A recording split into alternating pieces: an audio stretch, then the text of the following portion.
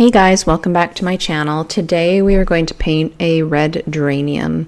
I love geraniums and they're such a beautiful summer flower, and mine actually usually bloom into late fall and winter sometimes too if they're right near my house. I've sped this video up, but I'm basically showing you the basic steps I do to draw and paint this geranium. So as you saw earlier there, I drew my drawing onto tracing paper and then I transferred it onto my watercolor paper. That's how I start all my paintings. Now I'm doing step one of the process, which is wet and wet. So I'm washing color onto wet paper. And as you can see here, I'm doing one petal at a time and making sure that I do not work on petals that are next door to each other so the color runs into each other, because it's less of a loose style and more of a formal botanical painting style. So I've mixed up two colors of red and then I mix them together to create three tones. So there's a warmer, lighter red, which is more orangey tone. There's a darker, more bluish, cool toned red. And then I take a bit from each of those colors and mix them together to create a mid-tone. You can use whatever reds you have in your palette. Don't worry about the exact colors. And now this is the relaxing, beautiful part of watercolor. I'm just going around each petal with a nice pointed round brush, and I'm laying in an even wash of clean water. And then I go in and I drop my color in. Now you'll notice that I am kind of adding the cooler color red near the bottom of the flowers and then the warmer color red near the top of the flowers. And this is kind of a system that I use. I don't really look at a specific picture all the time and paint it exactly how I see it. I'll often draw from maybe a white geranium and then I'll look at a picture of a red geranium just to get colors and lighting ideas, but it's not the exact reference photo. So the photo you saw at the beginning of the video is kind of what I looked at to get some inspiration, but I drew this inspired by some of the white geraniums growing in my garden. And so the way I approach watercolor painting and botanical painting is a little bit more systematic, and that might not be what other botanical artists do, which is fine, but this is a style that helps me be consistent and use basically 3 steps to approach every plant that I paint and confidently paint them in the same way. And so the first step is what you see me doing here, which is the wet and wet, alternating warm colors on the top of the flower, cool colors on the bottom of the flower. The other thing you'll notice on this stage is that I'm leaving white space on all the petals. So I'm never ever wanting to fill in the petals completely with color, even if it's a dark flower. Even I just painted a black hellebore and I still left lots of light coming through.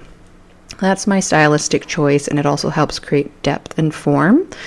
And then you'll see further on in the painting how that all comes together. So if you're new to watercolor, this is a great stage to practice, just wet and wet washes, alternating the colors, and just getting the consistency of the clean water wash and the paint that you're dropping onto the wash, because you're kind of just tapping the brush onto the paper and then spreading it around. You're not necessarily making big paint strokes, which is why I say dropping the color in. And if you'd like to know more about the brushes that I'm using and the paints that I use, because I don't really go into the specifics in this video, I have a website and a blog, and I have 2 blog posts all about my watercolor paint brushes and then another one called All About My Watercolor Paints. And those are 2 great articles that have all the detailed information of my paints and brushes, links to where I get them. So if you're interested in more information on that, check out the video description for links to those. So now you can see I have the first wash laid in on all of my flowers on the top of the geranium. Now I'm going to go ahead, and again this is wet on wet, and add little bursts of red showing through on the buds hanging down from the main flower area.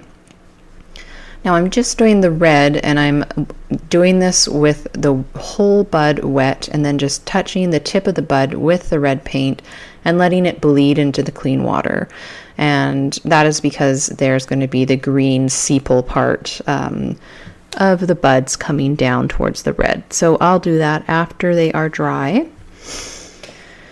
Now I'm using a tinier brush with the green, and I'm just really making a thin line. I'm not, lining the edges and then smoothing out the middle, because these are such thin lines that I'm just making a nice stroke and then showing the stems that would be at the back with lighter colors so they're kind of atmospherically fading into the background.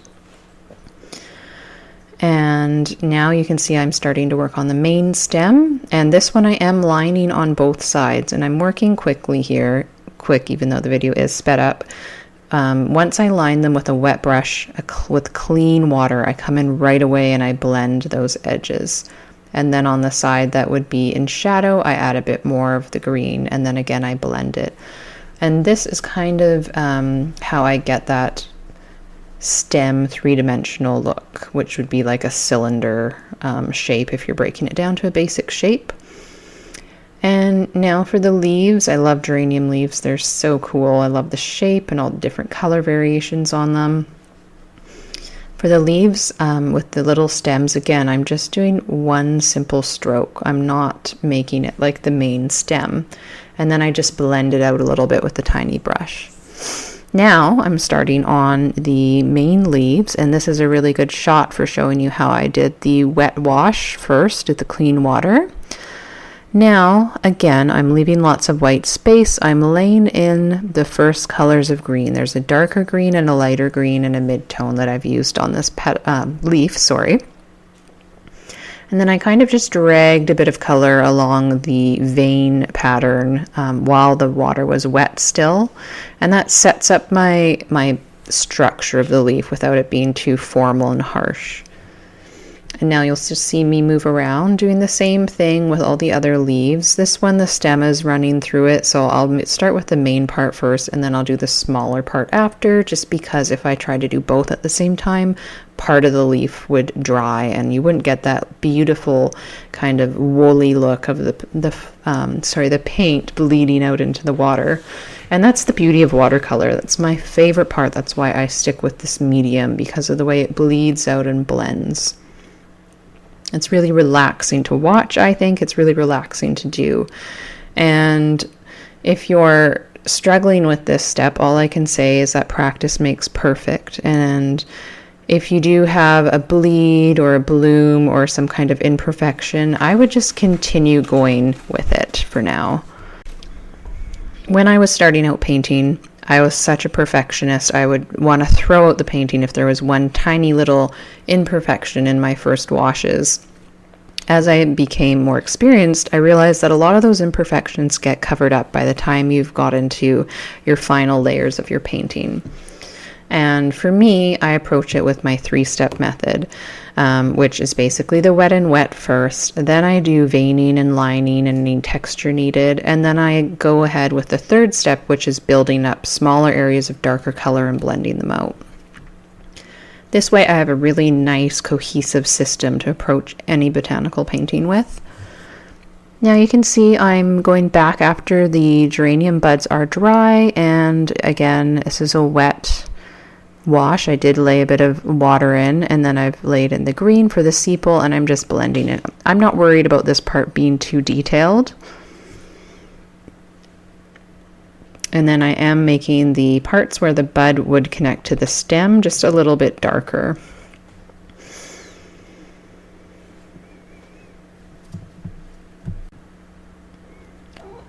Now, if this video is too quick for you, don't worry, because I do have the full footage for this. None of it's sped up, and I will be making this into a full-length class, which will show you a little bit more about how I mixed up the colors, more detail, and obviously slower going through each step of the way. So if you'd like more information about when I launch that class, then do sign up for my members circle. I send out a few emails with just updates on new full-length classes, new YouTube videos, new paintings, painting challenges, that type of thing. And so you'll get a notification of when this full-length class is available to view. And you can check out that link in the description of this video as well. Now you can see I'm using a much darker green. My go-to dark green mix is Perylene Green mixed with Payne's Gray, both Winsor and Newton. And this gives a really nice deep green color that I love for using on plants and leaves. Now I'm using a tiny brush here, and this is step 2 of my 3-step method. And I'm just lightly veining, putting the veins in on the geranium leaves. I've kind of made a bit of a dot in the center to anchor these veins and create the kind of round cup shape of them. And then I've just lightly made indications of tinier little lines off those main veins. Now this portion here is my step 3 of the 3-step method. I'm using my spotting brush or blending brush. It's a smaller brush that has just a bit of a thicker point, and I'm taking darker color, now painting wet on dry. So wet paint on dry paper, I'm moving quickly so it doesn't dry out and I can't blend that edge. And you can see that I am leaving a hard edge in most cases and then blending a soft edge. And this is how I'm creating structure and form on these leaves. This is how I create all the depth and sort of final emphasis on my botanical paintings. And this is the step in my painting where I'm not sure when I'm done. So you kind of have to do a little bit of it and then take a break, go have a cup of tea and revisit it, and then see if you think you need to do more. Less is more, because you don't want to overpaint the painting as well. You want to leave that light showing through. Now you can see I have done some of this already on the geranium flower. And again, I'm using the cool and the warm red mix still. I've mixed up darker versions of them just for a little bit more drama. And I've added those thin little veins onto the petals the same way I did on the leaves with a small brush. And now I'm just basically anywhere where there's a petal tucked behind another petal, or somewhere that's creased, anywhere that there'd be a shadow created, I'm going along and darkening and emphasizing things with this step 3 of my 3-step method.